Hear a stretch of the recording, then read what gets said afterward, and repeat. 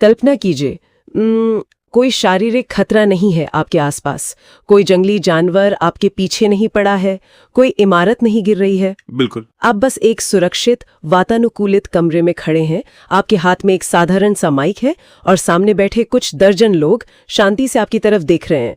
फिर भी अचानक आपकी दिल की धड़कनें बेकाबू हो जाती हैं। हथेलियों पर पसीना आने लगता है। हाँ, और गला पूरी तरह से सूख जाता है। मतलब आपका अपना दिमाग आपके शरीर को बिल्कुल वही केमिकल सिग्नल भेज रहा है जो वो किसी शेर को देखकर भेजता। ऐसा क्यों होता है? देखिए, ये मानव विकास का एक बहुत ही अजीबोगरीब और विडंबनापूर्ण पहलू है। शरीर का वो जो प्राचीन फाइट या फ्लाइट यानी लड़ो या भागो वाला सुरक्षा तंत्र है ना, राइट, जो हमें जंगलों में जिंदा रखने के लिए बना था, वो आज की आधुनिक दुनिया की सामाजिक स्थितियों को जानलेवा खतरा मान बैठता है। दिमाग को लगता है कि अगर इस मंच पर कुछ गलत हुआ तो इंसान को कबीले से बाहर निकाल दिया जाएगा, जो कि आदि मानव के समय में तो मौत के ही बराबर था। एग्जैक्टली। तो इसी आदिम गलतफहमी को दूर करने के लिए आज की इस विस्तृत चर्चा में हम स्कॉट एस स्मिथ की किताब the everything public speaking book की गहराई में उतर रहे हैं। और मैं बता दूं, हमारा मकसद सिर्फ ये सीखना नहीं है कि एक अच्छी स्पीच कैसे दी जाए। बिल्कुल नहीं। हम असल में मानव संवाद, मनोविज्ञान और प्रभाव डालने के पीछे छिपे विज्ञान को डिकोड करने वाले हैं। मतलब कैसे अपने ही नर्वस सिस्टम के धोखे को मात दी जाए, कैसे किसी सूखे और उबाऊ विषय को एक कहानी में बदला जाए, और कैसे एक विरोधी भीड़ की ऊर्जा को संभाला जाए। और यहाँ दिलचस्प बात यह है कि स्कॉट स्मिथ की ये रिसर्च सिर्फ राजनेताओं या पेशेवर मंच वक्ताओं तक सीमित नहीं है। हाँ, ये तो किसी के लिए भी काम आ सकती है। बिल्कुल। ये उस हर इंसान के लिए एक टूल किट है जिसे कभी ना कभी किसी ऑफिस की मीटिंग में, कॉलेज के प्रेजेंटेशन में या यहाँ तक के परिवार के किसी समारोह में अपनी बात मजबूती से रखनी पड़ती है। संवाद का ये विज्ञान हर जगह एक ही तरह से काम करता है। तो चलिए सबसे पहले इस शारीरिक डर के विज्ञान को ही थोड़ा खोल कर देखते हैं। मैं एक एनालॉजी देती हूँ। मान लीजिए कोई व्यक्ति बहुत ही गहरे सदमे में है। किसी ने उसे अभी अभी कोई बहुत बुरी खबर दी है और ठीक उसी वक्त कोई दूसरा व्यक्ति आकर उससे क्वांटम फिजिक्स या किसी जटिल गणित के सवाल पर चर्चा करने लगे। जाहिर है उस व्यक्ति का दिमाग सुन्न हो जाएगा, वो एक भी शब्द प्रोसेस नहीं कर पाएगा। सही कहा। तो मंच पर जाने से पहले की जो अत्यधिक घबराहट होती है वो शरीर में बिल्कुल इसी तरह काम करती है। वो हमारे सोचने समझने की उस क्षमता को ही ब्लॉक कर देती है जिसकी मंच पर सबसे ज्यादा जरूरत होती है। इस अवस्था के पीछे के बायोकेमिकल तंत्र को समझना बहुत जरूरी है। जब कोई वक्ता ये सोचता है कि वो हजारों लोगों के सामने गलती करेगा और उसका सामाजिक रुतबा गिरेगा, तो दिमाग इसे एक खतरे के रूप में दर्ज करता है और फिर एड्रेनलिन का सैलाब आ जाता है। एग्जैक्टली। शरीर का सिंपैथेटिक नर्वस सिस्टम तुरंत रक्त प्रवाह में एड्रेनलिन हार्मोन छोड़ देता है। यही कारण है कि पैर कांपते हैं और आवाज लड़खड़ाती है। लेकिन स्मिथ एक बहुत ही बड़ी और राहत देने वाली बात बताते हैं। वो क्या? जिस तरह शरीर में इस पैनिक को बढ़ाने वाला स्विच है, उसी तरह इसे प्राकृतिक रूप से बंद करने वाला स्विच भी मौजूद है, जिसे पैरासिम्पैथेटिक नर्वस सिस्टम कहते हैं। अरे वाह, यानी ये तूफान स्थायी नहीं है, इसे हम खुद शांत कर सकते हैं। मैं सोच रही थी कि इसकी शुरुआत शायद हमारे शारीरिक ईंधन मतलब हमारे आहार से होती होगी। हाँ बिल्कुल, क्योंकि अक्सर मैंने भी देखा है कि भारी खाना खाने के बाद दिमाग वैसे ही धीमा पड़ जाता है। यह एक बहुत ही सटीक अवलोकन है आपका। प्रेजेंटेशन से ठीक पहले वसायुक्त या बहुत भारी भोजन करना सबसे बड़ी शारीरिक गलतियों में से एक है, जीव विज्ञान के नजरिए से देखें तो। भारी खाना पचाने के लिए शरीर को बहुत अधिक ऊर्जा और रक्त प्रवाह की आवश्यकता होती है। अच्छा, तो खून पेट की तरफ चला जाता है? सही पकड़ा। जब शरीर का ज्यादातर खून पेट की तरफ चला जाता है तो दिमाग के उस हिस्से यानी प्रीफ्रंटल कॉर्टेक्स में रक्त की कमी हो जाती है, जो तर्क, याददाश्त और हाजिर जवाबी को संभालता है। इसे ही बोलचाल की भाषा में ब्रेन फॉग कहते हैं। राइट। और किताब में खासतौर पर 3 सफेद चीजों से बचने की चेतावनी दी गई है: सफेद चीनी, मैदा और सफेद चावल। मुझे लगता है कि ये सीधे तौर पर ब्लड शुगर के अचानक बढ़ने और फिर गिरने से जुड़ा है। बिल्कुल। ये रिफाइंड कार्बोहाइड्रेट्स रक्त में शर्करा के स्तर को एक रॉकेट की तरह ऊपर भेजते हैं। पल भर के लिए आपको लगेगा कि बहुत ऊर्जा आ गई, लेकिन वो टिकती नहीं है। एकदम नहीं। शरीर तुरंत इस स्पाइक को भांप लेता है और भारी मात्रा में इंसुलिन का स्राव करता है, जो सारी शुगर को कुछ ही मिनटों में सोख लेता है। नतीजा, भयानक थकावट, मूड स्विंग्स और मंच पर अचानक शब्दों का भूल जाना। ओहो, तो इसीलिए वक्ताओं को हमेशा फल या सलाद जैसा हल्का खाना चुनना चाहिए। हाँ, जो धीरे धीरे ऊर्जा छोड़ता रहे। खैर, ये तो हुई एहतियात की बात। अब मान लीजिए कि डाइट बिल्कुल सही है, लेकिन व्यक्ति मंच के पीछे खड़ा है, पर्दे के उस पार भीड़ का शोर आ रहा है और अगले 10 सेकंड में उसका नाम पुकारा जाने वाला है। वो सबसे मुश्किल पल होता है। बिल्कुल। एड्रेनलिन अपने चरम पर है, उस अंतिम क्षण में उस बंद करने वाले स्विच यानी पैरासिम्पैथेटिक नर्वस सिस्टम को तुरंत कैसे चालू किया जाए? उस वक्त 4 सेकंड की ब्रीदिंग तकनीक सबसे तेज काम करती है। लेकिन यहाँ एक बहुत बड़ा पेंच है। ज्यादातर लोग घबराहट में अपनी छाती से छोटी छोटी और तेज सांसें लेते हैं। हाँ, ऐसे हाँफने लगते हैं लोग। और ये दिमाग को पैनिक का ही सिग्नल देता है। सही तकनीक ये है कि पेट से यानी डायफ्राम से सांस ली जाए। 4 सेकंड तक गहरी सांस अंदर खींचें ताकि पेट एक गुब्बारे की तरह बाहर आए। 4 सेकंड तक उसे रोकें, फिर 4 सेकंड तक धीरे धीरे सांस बाहर छोड़ें और अगली सांस लेने से पहले 4 सेकंड का ठहराव लें। इसका मैकेनिज्म शायद सीधे तौर पर वेगस नर्व से जुड़ा है ना?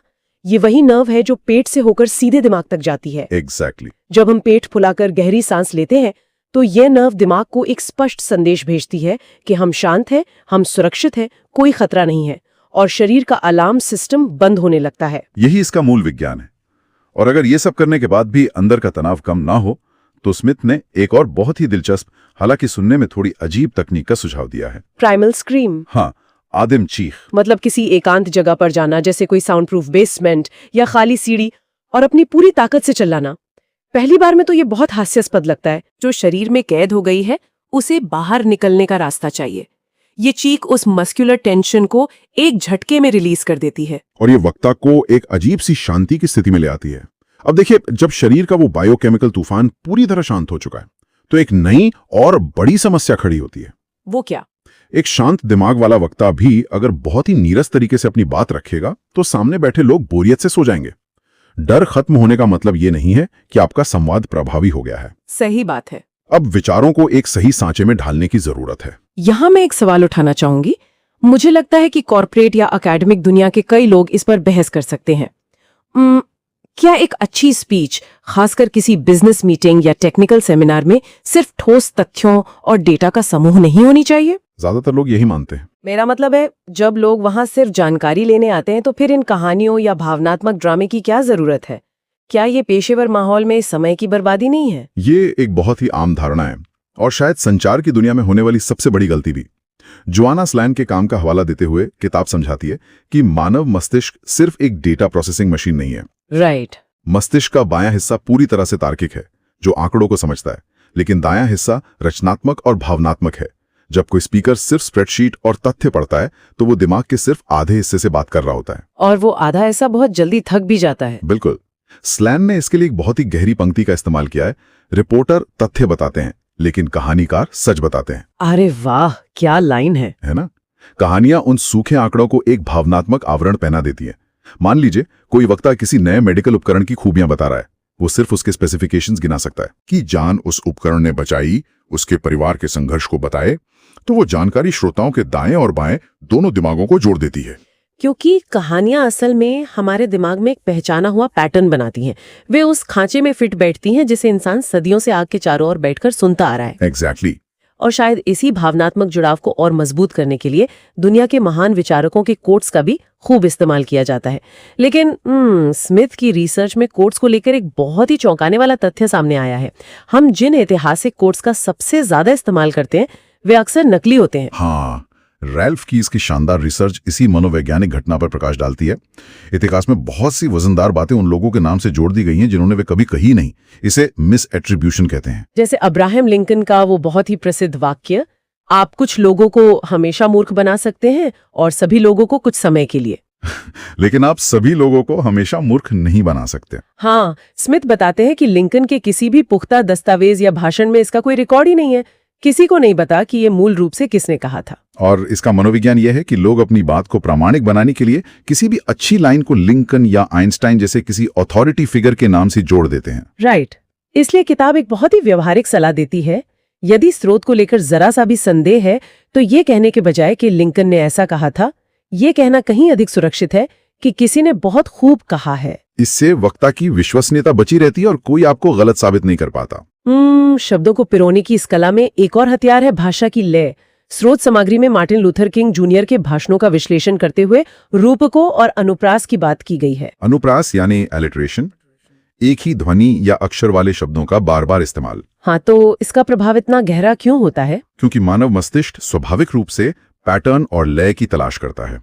जब कोई वक्ता एक ही अक्षर से शुरू होने वाले शब्दों की एक श्रृंखला बोलता है तो वो दिमाग के ऑडिटरी कॉर्टेक्स को सक्रिय कर देता है। जैसे किसी लोकप्रिय गाने की हुक लाइन दिमाग में अटक जाती है। बिल्कुल वैसा ही, वो जुबान पर चढ़ जाता है और उसे भूलना असंभव हो जाता है। अब स्थिति को थोड़ा और जटिल बनाते हैं। चलिए मान लेते हैं कि वक्ता शांत है, उसके पास एक बेहतरीन कहानी है, लय भी है, लेकिन अगर सामने बैठी भीड़ ही साथ ना दे रही हो तो?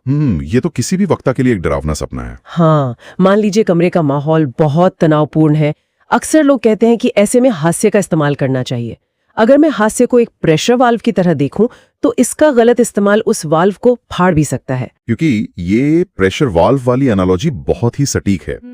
हास्य उस वाल्व को खोल देता है और आप सचमुच लोगों को राहत की सांस लेते हुए सुन सकते हैं। लेकिन सवाल यह है कि कौन सा हास्य सुरक्षित है? क्योंकि अगर तनाव कम करने के चक्कर में वक्ता किसी दर्शक का मजाक उड़ा दे तो वो तो आग में घी डालने जैसा होगा। इसीलिए स्वयं पर हंसना यानी सेल्फ डेप्रिकेशन को हास्य का सबसे अचूक और सुरक्षित रूप माना गया है। जब वक्ता अपनी ही किसी कमी का मजाक उड़ाता है तो वो श्रोताओं को संदेश देता है कि मैं भी आप ही की तरह आम इंसान हूं। इसका सबसे शानदार ऐतिहासिक उदाहरण फिर से लिंकन से ही जुड़ा है ना। एक बहस के दौरान उनके प्रतिद्वंदी ने उन पर दो मुंहा होने का आरोप लगाया था। हाँ, ये एक ऐसा व्यक्तिगत हमला था जिस पर कोई भी आम राजनेता भड़क सकता था, लेकिन लिंकन ने उस गुस्से वाले प्रेशर वॉल्व को अपनी ओर मोड़ लिया। उन्होंने क्या कहा था? उन्होंने अपनी खुद की बदसूरती की ओर इशारा करते हुए शांत स्वर में कहा, दोस्तों, मैं आप लोगों से पूछता हूं, अगर मेरे पास कोई दूसरा चेहरा होता तो क्या मैं ये वाला चेहरा पहन कर आता? हाँ। और वो पूरा कमरा ठहाकों से गूंज उठा। उन्होंने एक जोक से विरोधी के हथियार को नाकाम कर दिया। लेकिन तब क्या हो जब कोई व्यक्ति जानबूझकर आपके भाषण को बर्बाद करने पर ही तुलाओ? कोई हैकलर जो लगातार टोक रहा हो? ऐसे में एक आम वक्ता की स्वाभाविक प्रवृत्ति उस व्यक्ति से बहस करने की होती है, लेकिन ऐसा करने से उस हैकलर को बिल्कुल वही मिल जाता है जो वो चाहता है, अटेंशन। तो फिर क्या करना चाहिए? रणनीति ये होनी चाहिए कि पहले उस व्यक्ति को थोड़ी देर अपनी भड़ास निकालने दें, उसे महसूस होने दें कि उसे सुना गया है, और फिर उसे एक समय सीमा में बांध दें। जैसे, आपका नजरिया दिलचस्प है, लेकिन हम इस पर सवाल जवाब के सत्र में बात करेंगे। बिल्कुल। लेकिन अगर वो इंसान इतना ही समझदार होता तो टोकता ही नहीं। अगर वो फिर भी ना माने तो? जब पानी सिर से ऊपर चला जाए तब वक्ता को सामाजिक दबाव का इस्तेमाल करना चाहिए। स्मिथ सुझाव देते हैं कि वक्ता सीधे दर्शकों से मुखातिब हो और कमरे में एक वोट करवाए। अरे वाह! वो शांति से पूछ सकता है, क्या आप लोग चाहते हैं कि मैं अपना विषय पूरा करूं या हम सब इनकी बात सुनना चाहेंगे? ये सच में एक मास्टर स्ट्रोक है, क्योंकि वहां मौजूद 99% लोग मुख्य विषय सुनने आए हैं। जब सैकड़ों लोग एक साथ हाथ उठाकर उस हैकलर के खिलाफ वोट करते हैं तो समूह का दबाव इतना भारी होता है कि वो चुपचाप बैठ जाता है। बिल्कुल, भीड़ का मौन दबाव ये काम कर देता है। अब देखिए, इन सामाजिक बाधाओं को पार करने के बाद आज के दौर के वक्ता के सामने एक और बड़ी चुनौती आती है, तकनीक का सामना। और तकनीक के नाम पर सबसे पहली चीज जो दिमाग में आती है वो है पावर पॉइंट प्रेजेंटेशन। मुझे हमेशा से इस पर एक संदेह रहा है। हम मानव संवाद और आई कांटेक्ट की बात कर रहे हैं, फिर वक्ता के ठीक पीछे एक विशाल चमकती स्क्रीन लगाने का क्या तुक है? सही सवाल है। क्या वो स्क्रीन श्रोताओं का ध्यान खींचकर वक्ता को ही अप्रासंगिक नहीं बना देती, खासकर तब जब वक्ता मुड़कर स्क्रीन से पढ़ने लगता है? ये एक बहुत ही वैज्ञानिक आलोचना है। रिसर्च में इसे कॉग्निटिव लोड थ्योरी के नजरिए से देखा जाता है। रिचर्ड मेयर की स्टडी बताती है कि जब इंसान एक ही समय में स्क्रीन पर टेक्स्ट पढ़ता है और वही टेक्स्ट वक्ता से सुनता है तो दिमाग का वर्किंग मेमोरी बफर ओवरलोड हो जाता है। एग्जैक्टली। दिमाग भ्रमित हो जाता है कि वो आंखों से आने वाले सिग्नल पर ध्यान दे या कानों से। यानी दोहराव यहाँ मदद नहीं करता। बिल्कुल नहीं। इसलिए सबसे बड़ा नियम यह है कि स्लाइड पर कभी भी कोई पूरा पैराग्राफ नहीं होना चाहिए। स्लाइड केवल एक विजुअल सपोर्ट है और इसके कुछ सख्त नियम भी हैं। जैसे टेक्स्ट का आकार स्क्रीन की ऊंचाई का कम से कम 8 गुना होना चाहिए, मतलब 24 पॉइंट से कम का फॉन्ट कभी इस्तेमाल ना करें। हाँ, ताकि पीछे बैठे व्यक्ति को भी जोर ना डालना पड़े। और रंगों के जीव विज्ञान को भी नजरअंदाज नहीं किया जा सकता। स्रोत में बताया गया है कि 6 से 10% दर्शक कलर ब्लाइंड हो सकते हैं। ओह, ये तो मैंने सोचा ही नहीं था। हाँ, और उन्हें लाल और हरे रंग के बीच अंतर करने में सबसे अधिक परेशानी होती है। मान लीजिए आपने मुनाफे को हरे और नुकसान को लाल रंग से दिखाया है। उन 10% लोगों के लिए वो पूरा चार्ट सिर्फ एक भ्रमित करने वाला धब्बा है। ये एक छोटी सी बात है, लेकिन इसका प्रभाव बहुत गहरा है। और जब विजुअल माध्यमों की बात हो ही रही है तो सबसे निर्दयी माध्यम है टेलीविजन का कैमरा। मंच पर बैठे लोग शायद आपका पसीना न देख पाएं, लेकिन कैमरा उसे 100 गुना बड़ा करके दिखा देता है। मीडिया और कैमरे के प्रभाव को समझने के लिए 1960 में कैनेडी और निक्सन के बीच हुई पहली टीवी प्रेसिडेंशियल डिबेट का उदाहरण सबसे सटीक है। राइट, मैंने इसके बारे में पढ़ा है। ये इस बात का प्रमाण है कि आपके शब्द कितने भी मजबूत क्यों ना हो, आपका विजुअल रूप उन शब्दों को हरा सकता है। अगर हम उस घटना को डीकोड करें तो निक्सन ने कैमरे के सामने जाने से पहले मेकअप लगाने से साफ इनकार कर दिया था, और वे हाल ही में बीमार भी पड़े थे तो उनके कपड़े ढीले लग रहे थे। और तेज लाइट्स के नीचे क्या हुआ? निक्सन पसीने से तरबतर हो गए, बीमार से लग रहे थे। इसके विपरीत कैनेडी ने माध्यम को समझा, वो बहुत आराम से बैठे थे और कैमरे के लेंस से सीधे आंख मिलाकर बात की। और इस कहानी का सबसे हैरान करने वाला पहलू वो डेटा है जो डिबेट के बाद आया। जिन लोगों ने वो बहस सिर्फ रेडियो पर सुनी थी, उनके अनुसार निक्सन स्पष्ट विजेता थे। बिल्कुल।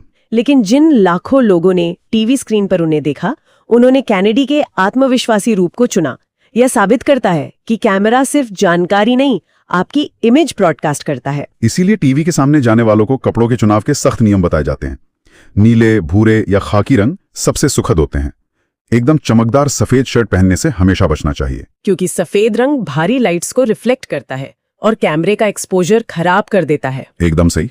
और पतली या बहुत बारीक धारियों वाले कपड़े भी सख्त मना है।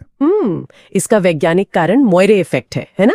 कैमरे के पिक्सल उन धारियों को प्रोसेस नहीं कर पाते। हाँ, जिससे स्क्रीन पर अजीब सी लहरें दिखने लगती हैं जो दर्शकों की आंखों को थका देती हैं।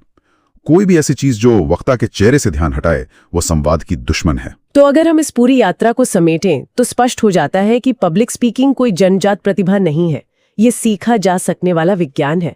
हमने शुरुआत की शरीर के नर्वस सिस्टम को हैक करने से, फिर हमने देखा कि कैसे तर्कों को कहानियों के आवरण में लपेटना पड़ता है। हाँ, और फिर हैकलर्स का मनोविज्ञान समझा, और अंत में टीवी कैमरा या पावर पॉइंट स्क्रीन के सामने अपनी छवि को नियंत्रित करना सीखा। ये सब इसी बात की ओर इशारा करता है कि सिर्फ ज्ञान का होना काफी नहीं है, उस ज्ञान को दूसरों तक पहुंचाना एक अलग कला है। और इसी बात पर इस गहरी चर्चा को खत्म करने से पहले मैं एक बहुत ही चौंकाने वाली स्टडी का जिक्र करना चाहूंगी। ये कार्नेगी फाउंडेशन की रिसर्च है। उन्होंने पाया कि किसी भी व्यक्ति की सफलता में उसके प्रोडक्ट नॉलेज या तकनीकी समझ का हिस्सा सिर्फ 20% होता है। सिर्फ 20%। सच में ये आंखें खोलने वाला है। बाकी का 80% पूरी तरह इस बात पर निर्भर करता है कि वो इंसान संवाद कैसे करता है और अपनी बात दुनिया के सामने कैसे पेश करता है। तो अंत में सोचने वाली बात यह है, हम अपने ज्यादातर समय और ऊर्जा उस 20% ज्ञान को इकट्ठा करने में लगा देते हैं। डिग्रियां लेते हैं, रट्टा मारते हैं, लेकिन उस 80% हिस्से का क्या? एग्जैक्टली। क्या हमारी सारी बुद्धिमत्ता सिर्फ इसलिए व्यर्थ तो नहीं जा रही क्योंकि हमें उस ज्ञान को दुनिया के सामने रखना ही नहीं आता? ये सच में एक ऐसा सवाल है जिस पर सबको विचार करना चाहिए। बिल्कुल। और इसी विचार के साथ हम आज की इस विस्तृत चर्चा को यहीं समाप्त करते हैं। अपने उस 80% हिस्से पर जरूर सोचिएगा। सुनने के लिए धन्यवाद।